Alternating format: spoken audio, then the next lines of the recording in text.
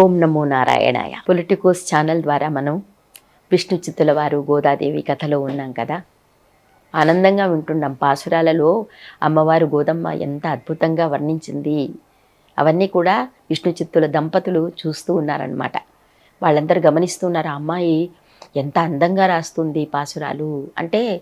భక్తి తత్పరత ప్రతి పాసురంలో కూడా కనిపిస్తుంది. కవిత్వం రాయడము అన్నది కూడా ఒక ప్రత్యేకమైనటువంటి విద్య. అది దేనికి దానికి అనుసంధానించుకోవటము అన్నది ఈ కవిత్వము.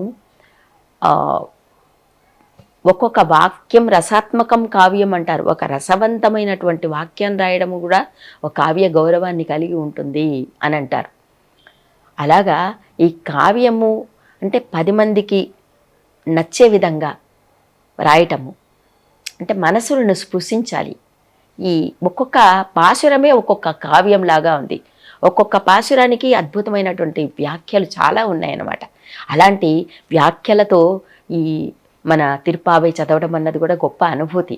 అప్పుడు విష్ణు చిత్తుల వారు వారి శ్రీమతి ఈ పాశురాలను ఆనందిస్తూ వాళ్ళు చూస్తున్నారు కదా, తమ కుమార్తె మధుర భక్తి ఎలాగా విస్తరిస్తూ ఉందో చూస్తున్నారు. కన్నైత్తిలం అన్నటువంటి పాసురంలో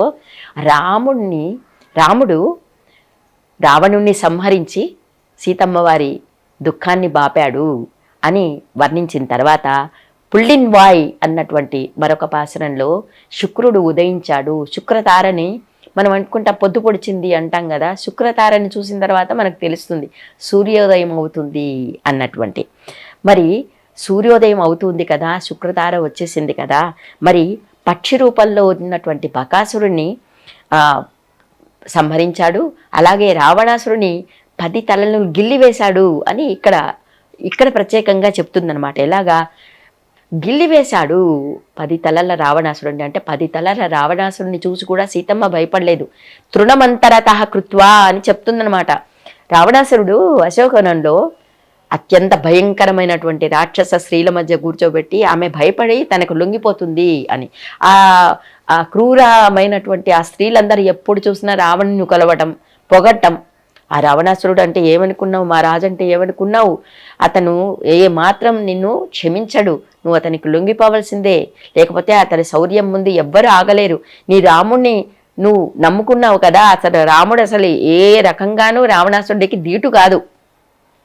రాముణ్ణి మర్చిపోయి రావణునికే నీ మనసు అర్పించేలాగా వాళ్ళందరూ పురికొల్పలాగా చేస్తున్నారు అనమాట రాక్షస స్త్రీలందరూ.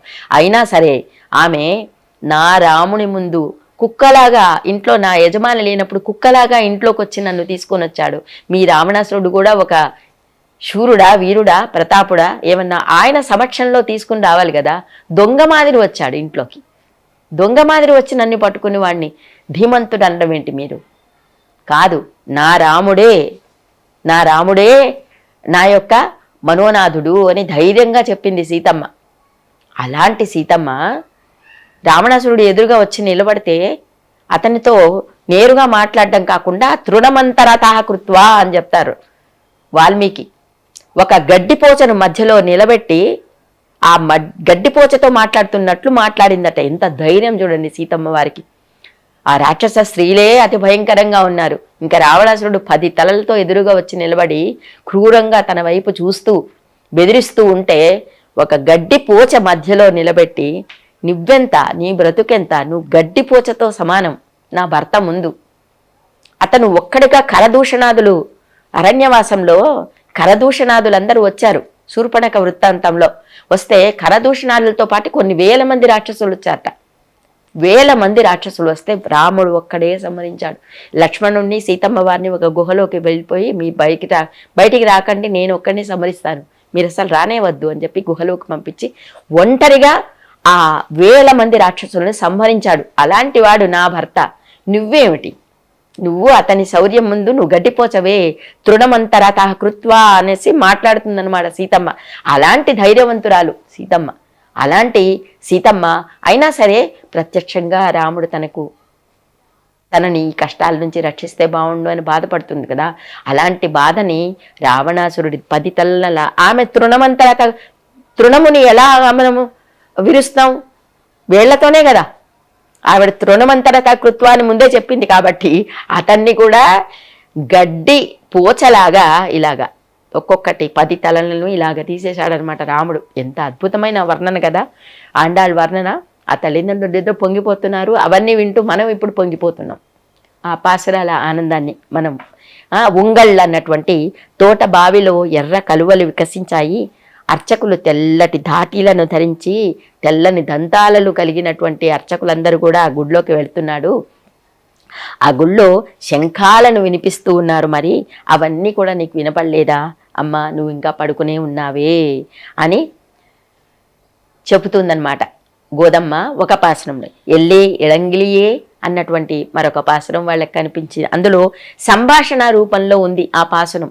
ఎలాగ సంభాషణ రూపంలో అంటే, లోపల ఉన్నటువంటి అమ్మాయి, ఏమిటి మీరు అప్పటి నుంచి నన్ను లేపుతూ ఉన్నారు, ఈ తెల్లవారుజామున లేచి మీతో రావాలా, నేను ఎందుకు రావాలి, అందరూ వచ్చారా అంటే వీళ్ళు అంటున్నారు అందరము వచ్చాము, నువ్వు వచ్చి బయటకు వచ్చి మమ్మల్ని లెక్క పెట్టుకో కావాలంటే.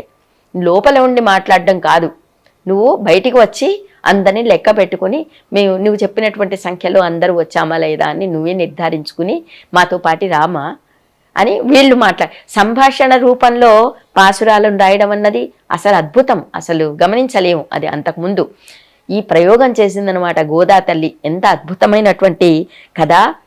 నా ఇంటికి వచ్చి నన్నే అంటారా, నన్నే నిష్ఠూరం ఆడతారా అని లోపల ఉన్నటువంటి గోపిక అంటే, నీ ఇంటికి వచ్చి నిన్ను బ్రతిమాలుతున్నాం కదా, ముందు బ్రతిమాలే నువ్వు ఎంతకీ లేవకపోతే కదా ఈ మాట అంటున్నాము. మరి కువలయా పీడము అన్నటువంటి ఏనుగును కంసాది శత్రువులను కూడా సంహరించినటువంటి ఆ స్వామిని గురించి మనం పొగడాలి కదా, మనమంతా అనుకున్నాం కదా, మనమంతా వాగ్దానం చేసుకున్నాం కదా, మరి రావాలి కదా నువ్వు అని ఈ 14వ పాసురంలో గోదా రాసిందనమాట. ఇంకా 15వ పాసురం ఇంకొకటి కనిపించింది వాళ్ళకి. అందులో ఏమిటి అంటే, గోపికలను నిద్ర లేపుతూ, నీవు ఏమిటి అసలు నిజానికి భగవత్ సంశ్లేషణ అనుభవాన్ని కూడా నువ్వు అనుభవిస్తున్నావు కదా, ఆ సుఖానుభూతిలో ఉన్నవారే మీరంతా కదా ఇంట్లో పడుకుని ఉన్నవారందరూ కూడా, మరి ఈ భగవద్ అనుభూతిని మాకు పంచాలి కదమ్మా, నువ్వు రావాలి అని ఈ 15 పాసురాలలో గోదమ్మ వర్ణించిందనమాట. ఇంకా 16వ పాసురం నాయగనాయ్ అన్నటువంటి పాసురము. అదేమిటంటే, వాళ్ళేంటి 15 వరకు ఒక పద్ధతిలో నడిచింది. తన సఖులనందరినీ నిద్ర లేపుతూ మనమంతా కూడా కృష్ణుని దగ్గరికి వెళ్ళాలి అన్నటువంటి పద్ధతి కనిపించింది. ఇంకా 15వ పాసురము నాయగనాయి అన్నటువంటి ఈ పాసురంలో గోదమ్మ ఏమంటుందంటే, ఆ నందగోపుని యొక్క భవనం దగ్గరికి వెళ్ళారు. అంటే దేవుడు వరం ఇచ్చినా పూజారి వరం ఇవ్వడు అని అంటాం కదా, మనకు తెలిసినటువంటి సామెత. మరి లోపలికి వెళ్ళి కృష్ణుని యొక్క సందర్శన భాగ్యాన్ని తాము పొందాలి అంటే వీళ్ళందరూ ఎందుకు అంటే, ఆయన వ్రతానికి కావలసిన ఉపకరణాలు ఇస్తాను అని ముందే వాగ్దానం చేశాడు. అంటే గోదమ్మ యొక్క పాసురాలను బట్టి ఆయన వ్రతానికి కావలసినటువంటి ఉపకరణాలు ఏమిటి అవన్నీ కూడా ముందు వస్తాయి. మాకు ఆ కాపలాదారు ఏమిటన్నాడు, మీరందరూ కూడా నాకు తెలియదు, మిమ్మల్ని అర్ధరాత్రి పూట ఈ తెల్లవారుజామున వచ్చారు కదా, నేను మిమ్మల్ని అనుమతించనే లోపలికి అన్నాడు అతను. అంటే స్వామి మాకు వ్రతానికి సంబంధించిన ఉపకరణాలన్నీ స్వామి ఇస్తాను అని చెప్పాడు ముందే, కాబట్టి మాకు వాగ్దానం చేశాడు, అయ్యా మమ్మల్ని లోపలికి అనుమతించవా, కాబట్టి మమ్మల్ని ఎలాగైనా లోపలికి పంపించవా అని బ్రతిమాలితే, మేము ఈ ఊరి వాళ్ళమే, మిమ్మల్ని ఎప్పుడు చూడలేదే అన్నాడు ఆయన. మేమంతా ఈ ఊరి వాళ్ళమే బాబు, నీ ముందే తిరిగాడే వాళ్ళమే కదా, మమ్మల్ని పరిచయం చేసుకోవాలా ప్రత్యేకంగా, మమ్మల్ని చూస్తే తెలియదా ఈ ఊరి వాళ్ళమని, మాకు కృష్ణుడు మాకు వాగ్దానం చేశాడు కదా, కాబట్టి మమ్మల్ని లోపలికి వెళ్ళనివ్వవా అది బతిబాలేసరికే ఆయన మనసు కరిగి తలుపులు తీశాడు. వసుదేవుని ఈ నందగోపుని ఇంటిలోకి వాళ్ళు ప్రవేశించారు. తరువాతి కథని వచ్చే భాగంలో తెలుసుకుందాం. గోదా రంగమన్నార్ తిరువడిగలే శరణం. Please subscribe to the channel and download the Politicos app from the links in the description.